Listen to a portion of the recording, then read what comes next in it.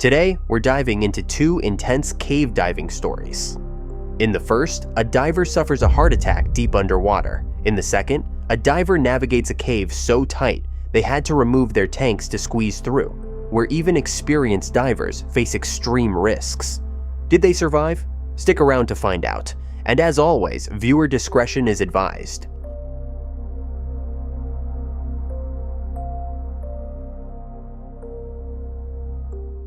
Tank Cave got its name from a water tank that sits right above the entrance. It's located in Mount Gambier, South Australia. To get into the cave, you'll need to climb down a short ladder because the entrance is underground.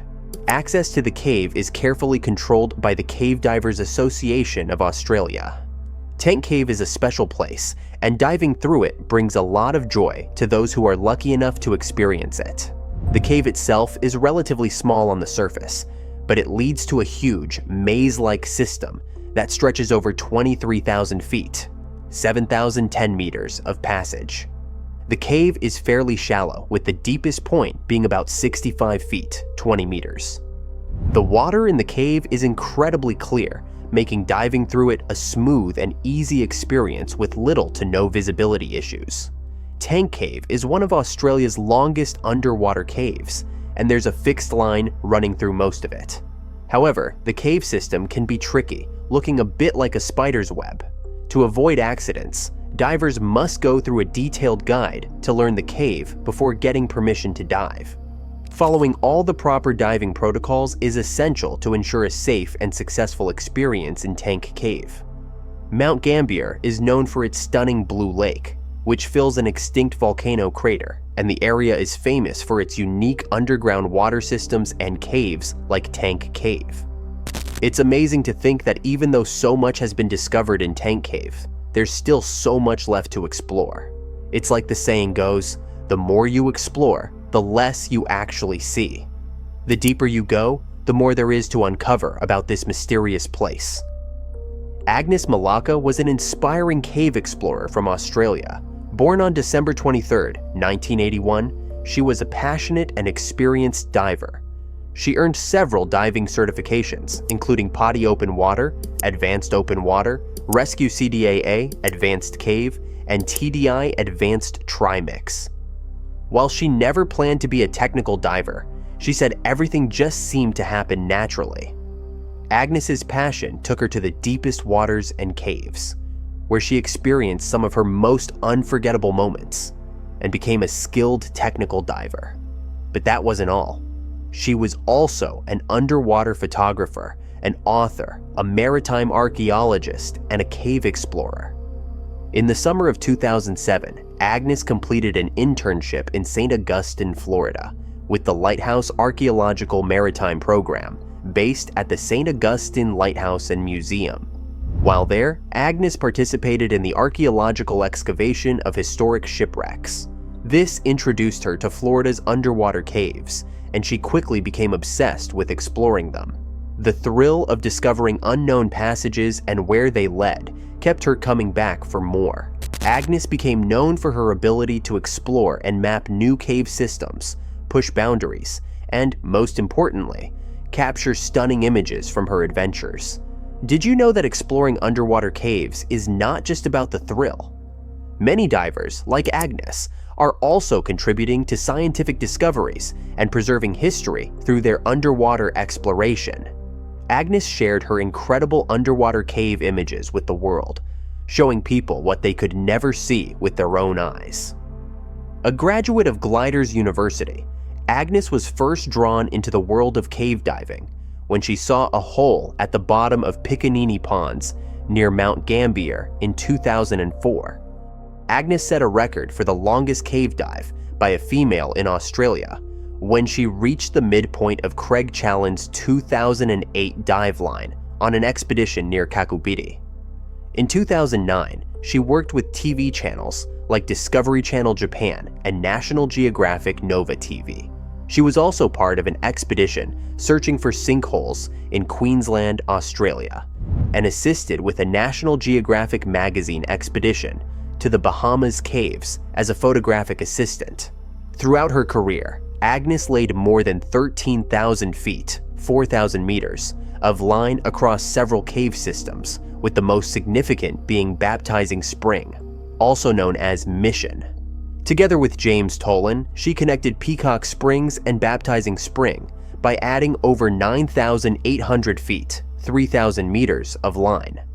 Her passion also led her to create a TV series, the Agnes Milówka Project, where she featured amazing underwater cave footage shot by Wedge Smiles and Karst Productions. Agnes also worked as a cave dive instructor for the actors during the production of James Cameron's film. She also worked for the Trimip fashion label, supervising diving in their short film called Birth, which was dedicated to her memory after her passing.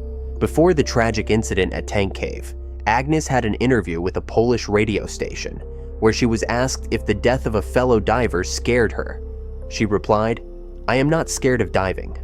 Anyone at any point can pass away, so you have to live your life as if tomorrow could be your last day.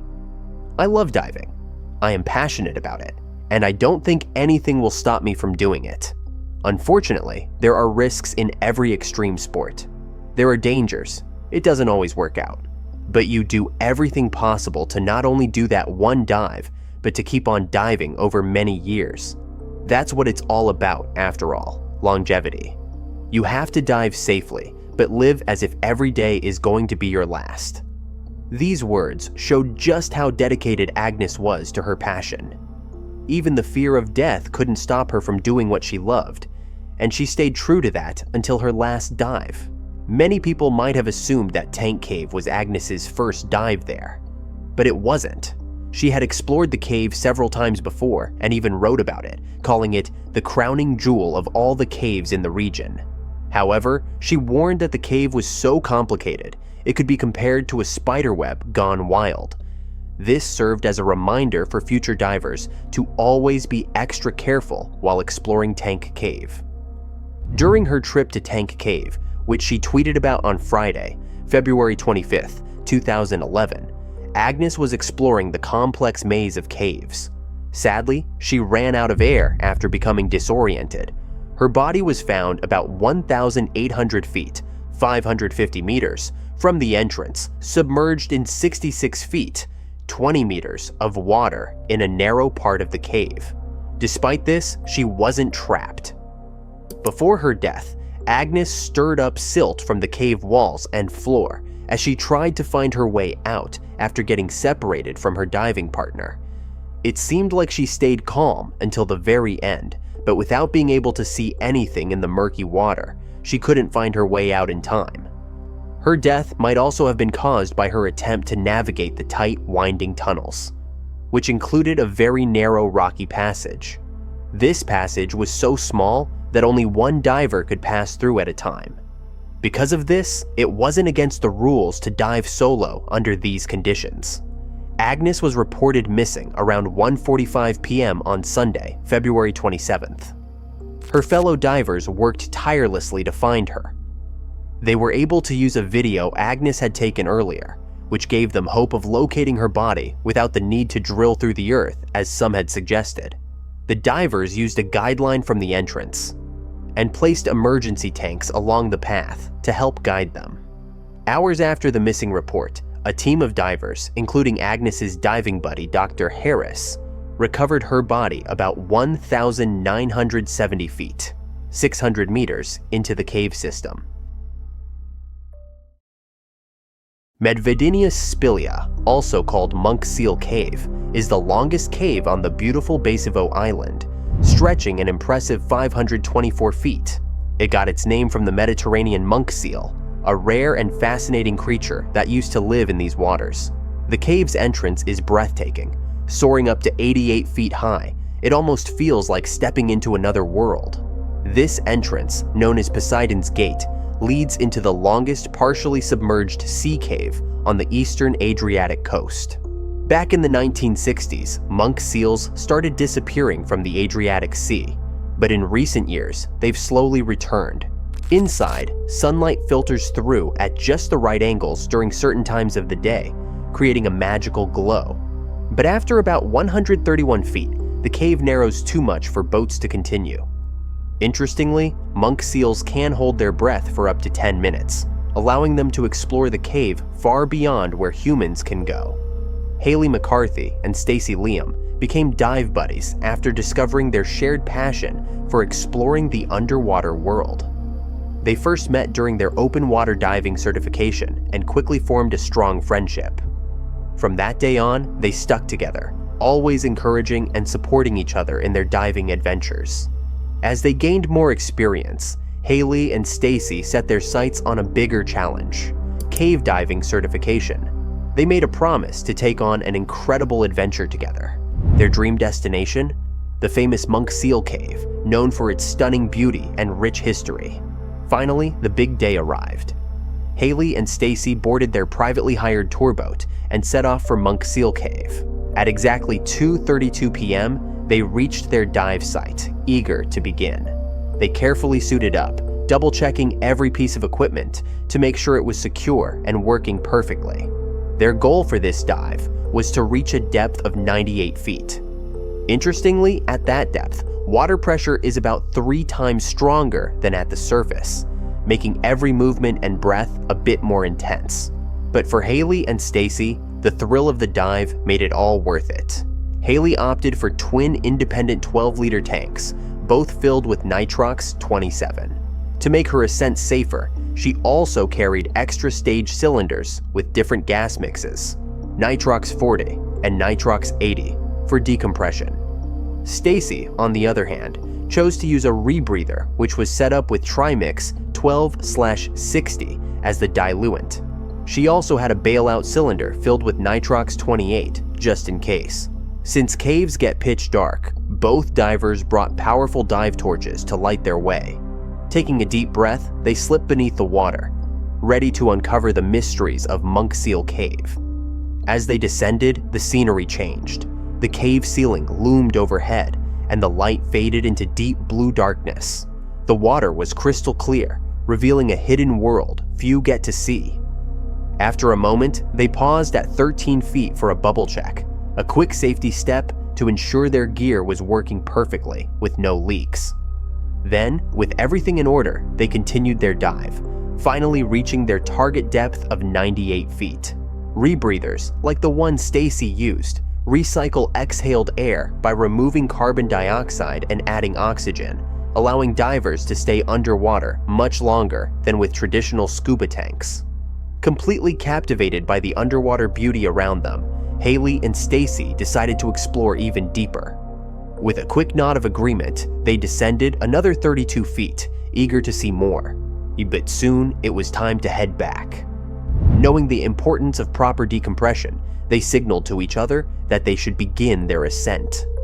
As they rose 16 feet, they suddenly realized they had drifted off their planned dive path. Staying calm, they took a moment to scan their surroundings and check their map. After carefully reorienting themselves, they managed to get back on track, letting out a quiet sigh of relief. About 32 feet further along, Haley, using an open circuit system, deployed a delayed surface marker buoy, DSMB. This small gas-filled buoy is an important tool for divers, especially near the end of a dive.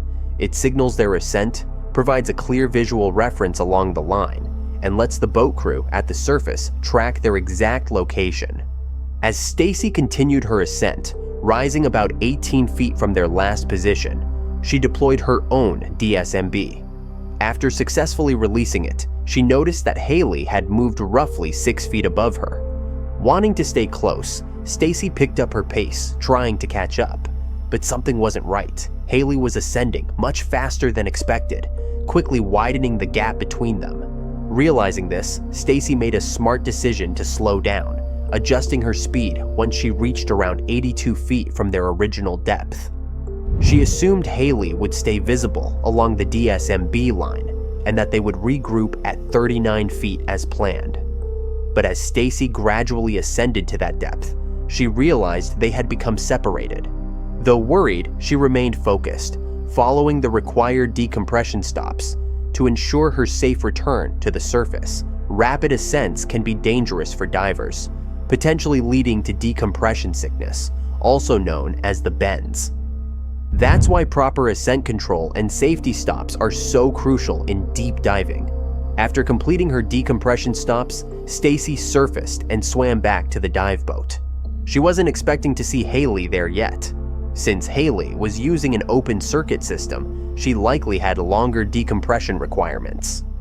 Then, something caught Stacy's eye. Haley's DSMB was still floating upright, with about half of it submerged. A growing sense of unease settled in. As the minutes passed, Stacy grew more concerned. After waiting about 35 minutes, she asked the boat crew to move closer, hoping to spot bubbles that might indicate Haley's location. But even after repositioning, there were none in sight. Determined to find her friend, Stacy suited up and dove back into the water. She swam about 65 feet toward the DSMB, scanning the depths. When she got closer, she spotted the reel still attached.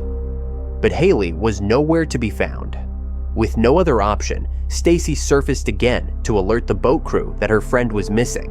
When the crew retrieved the reel, they noticed something strange. About 22 feet of the line had been unspooled. This only deepened the mystery of what had happened to Haley. Realizing the urgency of the situation, the dive boat skipper wasted no time. A mayday call was sent out, and nearby boats were alerted to join the search. A total of 6 boats, including an RNLI lifeboat, sprang into action. They scanned the surface, hoping to catch sight of Haley. Every minute that passed without a sign of her only added to the growing fear. But, despite their efforts, she never appeared. With no other options, 2 experienced divers were sent down for a search and rescue mission. After carefully combing the depths, they finally found Haley at 72 feet, floating lifelessly in the water. It was the heartbreaking confirmation they had dreaded. Her body was gently brought to the surface, where the waiting lifeboat crew solemnly witnessed the tragedy unfold. As the team examined Haley's diving gear, they found something puzzling. All her cylinders were still full of gas, and her regulators were working perfectly. This left the rescuers questioning what could have caused her tragic and untimely death. With heavy hearts, they carefully transported her body back to shore. Once medical personnel conducted an examination, the heartbreaking truth was revealed. Haley had suffered a heart attack. While diving is generally safe with proper training, underlying heart conditions can increase the risk. The pressure changes, and cold water can put extra strain on the heart, making regular medical checkups essential for divers.